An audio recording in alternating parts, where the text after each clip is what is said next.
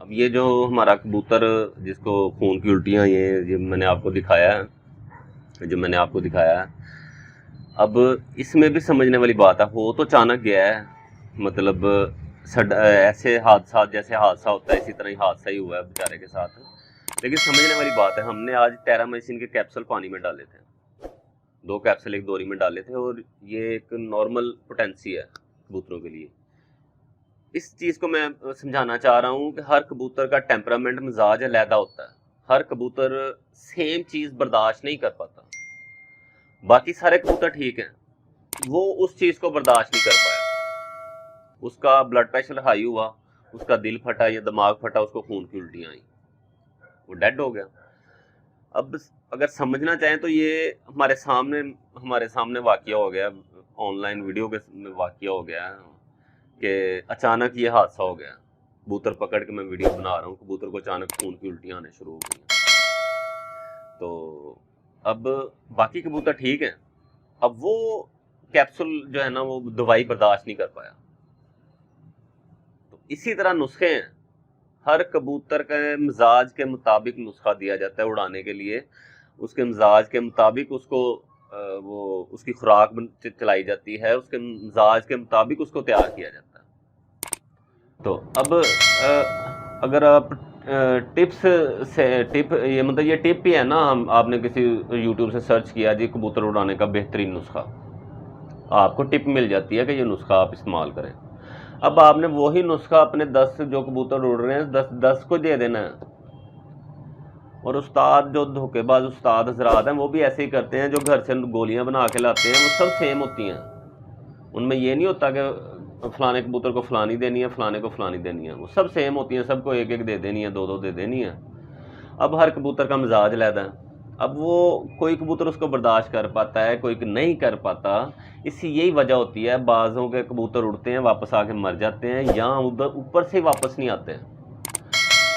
اب some time 7 کبوتر اڑائے ہیں, 7 کو سیم گولی دی ہے, 2 واپس آ گئے ہیں, 5 نہیں آئے. اب استاد حضرات کا جواب کیا ہوتا ہے کہ گولی ٹھیک تھی, گولی نے اثر کیا ہے, کبوتر غلط تھے, یا تم نے سنبھالا غلط ہے, یا گولی غلط دی ہے. اگر گولی غلط ہوتی تو یہ 2 واپس نہ آتے ہیں, جہاں 5 گئے ہیں یہ بھی چلے جاتے ہیں. یہ 2 واپس آئے ہیں, اس کا مطلب ہے گولی ٹھیک تھی, آپ غلط ہیں, یا کبوتر غلط ہیں. اور بھائی مزاج کی بات ہوتی ہے. اس واقعے کو, یہ جو ہمارے ہاتھوں میں واقعہ ہوا ہے, اس کو دیکھ لیں, یہ ایک حادثہ ہوا ہے. بخار کی کیپسول ہوتے ہیں ٹیرامائسین اینٹی بائیوٹک, بخار کی گولی جو ہے وہ اس کو جو ہے نا پاؤڈر وہ پانی میں مکس کیا ہے, مطلب اس کو ڈائریکٹ نہیں دی ہے. پوٹینسی نارمل پوٹینسی ہے پرندوں کے لیے, یہ ہم اکثر ہفتے میں ایک بار یا جب بھی بخار ہوتا ہے پانی میں مکس کر دیتے ہیں. تو اس کو یہ برداشت نہیں کر پایا. تو وہ جو 5 گئے ہیں وہ بھی برداشت نہیں کر پائے, وہ جو 2 آ گئے ہیں وہ ان کا مزاج ایسا تھا کہ وہ اس کو برداشت کر پاتے, اور وہ اس کی جو ہے ہارڈنس کہہ لیں, اس کا زہر کہہ لیں گولی کا, اس کا جو مطلب جو بھی اس کا کہہ لیں, وہ اس کو برداشت کرتے ہوئے گھر واپس آئے ہیں. تو اس کا یہ مطلب نہیں ہے کہ وہ فریش ہیں اور یہ بڑے ہیپی ہیں, ان کو گولی ملی ہے. وہ اندر سے ان کا بھی برا حال ہوا ہوتا ہے, لیکن ان میں کیپیسٹی ہوتی ہے, ان کی نسل میں وہ مضبوطی ہوتی ہے کہ وہ جہاں جیسا مرضی ہو وہ گھر واپس ضرور آئیں گے ایک دفعہ. ان کی باڈی ایسی ہوتی ہے, مطلب نسل اور باڈی کا ایک بڑا کمبینیشن ہوتا ہے. تو یہ آگے چل کے ہم باتیں کریں گے ایڈوانس میں. ابھی فی الحال آپ جو ہم نے آپ کو کبوتر کی پہچان کے حوالے سے باتیں بتائی ہیں ان کو فالو کریں. ایسے نہ سوچیں کہ فلانے استاد نے یہ بتایا, یہ سارے بتاتے ہیں آنکھ میں نمی ہونی چاہیے, آنکھ چمکدار ہونی چاہیے. اب کسی سے آپ نے سنا ہے چمکدار آنکھ کیسی ہوتی ہے؟ بات تو آپ نے سن لی, ٹپ تو لے لی, آنکھ چمکدار ہونی چاہیے. چمکدار آنکھ کس کو کہتے ہیں؟ کیسی ہوتی ہے چمکدار آنکھ؟ جو آنکھ نم ہو, تر ہو, یہ لفظ یوز ہوتے ہیں, نم آنکھ تر ہونی چاہیے, نم ہونی چاہیے. وہ نم آنکھ کیسی ہوتی ہے؟ جب ہم ایسے دیکھیں گے کبوتر کی آنکھ کو تو وہ کیسی ہوگی؟ अब सब कबूतरों की आंखों में तकरीबन चमक होती है, पानी होता है सबकी आंखों में। तो ये सारी चीज़ें प्रैक्टिकल हैं, ये टिप्स नहीं हैं। अगर कोई मतलब इतना इसको समझने सीखने की है जुस्तजू, शायद वो कबूतरों का जब वो, लेकिन वो भी तब जब वो उस चीज़ को फॉलो करेगा और कबूतरों को कंपैरिजन करेगा, मुख्तलिफ कबूतरों की आंखें देखेगा, उनमें फ़र्क ढूंढेगा। हाँ, फिर उसको पता चलेगा हाँ यार इसमें नमी है, इसमें तर, ये आंख तर है, ये आंख खुश्क है, और ये कम तर है। अब बात हाँ ना पे नहीं ख़त्म होती, कोई भी इल्म है बात हाँ ना पे नहीं ख़त्म होती, तीसरी चौथी कैटेगरी ऑटोमेटिकली बन जाती है उसकी।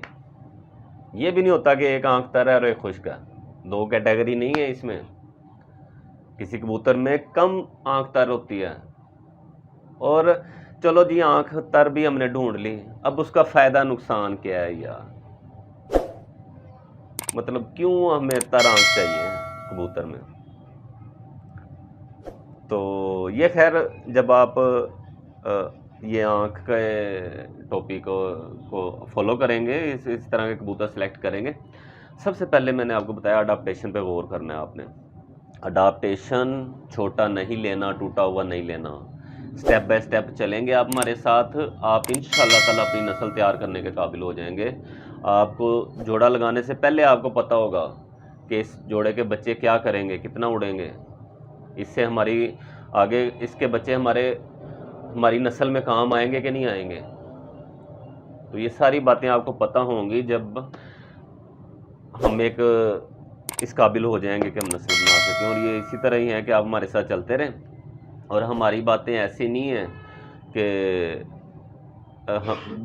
मतलब मैंने उस्तादों से सुना हुआ है जी आंख तर हो, आंख फुटबॉल की तरह हो, आंख बड़ी हो, आंख चमकदार हो, ये सारी बातें हमने उस्तादों से सुनी है। लेकिन जब हम खुद कबूतर उस्ताद देखते हैं ना, जो अक्सर धोखेबाज उस्ताद जो ये बातें बता रहे होते हैं, उन्हें खुद नहीं पता होता कि ये आंख फुटबॉल है कि नहीं है, ये आंख तर है कि नहीं है, और ये आंख चमकदार है कि नहीं है, और अगर है तो फिर हम इसका क्या करेंगे। तो हम आपको ये सारी चीज़ें एक्सप्लेन करेंगे इंशाल्लाह ताला, और इनके जो हैं फ़ायदे नुकसानात, क्यों चाहिए होते हैं हमें कोई चीज़, किसी नस्ल बनाने के लिए हमें तर आंख चाहिए, किसी नस्ल बनाने के लिए खुश्क आंख चाहिए, क्यों चाहिए, ये सारी बातें हम डिस्कस करेंगे एडवांस क्लासेस में। अभी इजाज़त दें, अल्लाह हाफिज़, अस्सलाम वालेकुम व रहमतुल्लाह।